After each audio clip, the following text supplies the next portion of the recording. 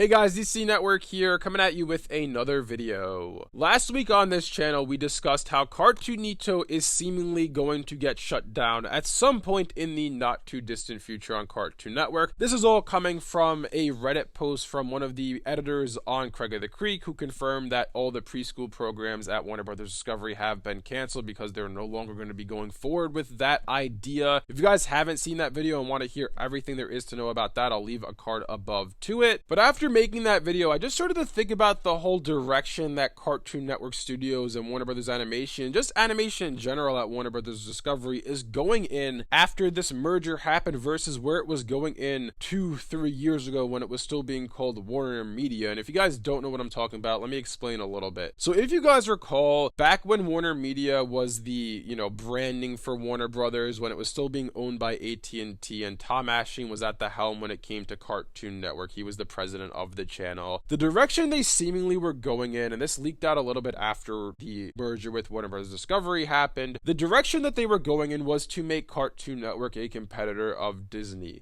We talked about this at length in another video, but in short, essentially, Tom wanted to have Cartoon Network have every segment covered like Disney does. And what I mean by that is Disney has a preschool segment in Disney Junior. They have a live action segment for kids in the Disney Channel. Then they have an animation segment as well in Disney XD. That was Tom's plan. If you guys recall, obviously Cartoonito was announced back, I believe, in February of 2021 to be the preschool segment. They announced Acme Night as this whole movie night for families to sit down and watch some classic movies together. They had some live action series that were going to be coming to Cartoon Network, plus a plethora of animated series that were not only for kids ages 6 to 11, but also some stuff for some older audiences, for some young adults and teenagers. This was all meant, as I said, to rival Disney, and I don't think this was the greatest of plans. I don't think it would have gone over well at the end of the day, but nevertheless, we never got to see the plans fully form because what happened was Discovery bought Warner Media from AT&T, and it was rebranded to Warner Brothers Discovery. And the interesting thing about this is, as I discussed in the Cartoonito video last week, it seemed that Cartoon Network was diving too deeply into the preschool realm and seemed to be prioritizing it over just regular Cartoon Network content. We saw Cartoonito originally when it launched. It had that 6 a.m. to 2 p.m. time slot, with Cartoon Network going from 2 p.m. to 8 p.m., which was obviously not a good thing to be seeing. Obviously, Adult Swim took over at 8 p.m., but nevertheless, Cartoon Network had the least amount of airtime on its own channel. You fast forward to today, though, and now Cartoon Network is airing from 6 a.m. all the way to 5 p.m. with an hour and a half of Cartoonito thrown in there, at least for the time being, until that block is completely scrubbed off of the channel. And then from 5 p.m. all the way till 6 a.m. you have Adult Swim airing, with the first 2 hours being a checkered pass block where these old classic Cartoon Network series air. Well, what else has happened this year? We've seen Adult Swim become the priority for Cartoon Network Studios and for Warner Brothers Animation. We've seen shows like Unicorn Warriors Eternal air on it. We've seen My Adventures with Superman air on it, with other new properties, other new series coming to Adult Swim in the future. Their new priority is young adult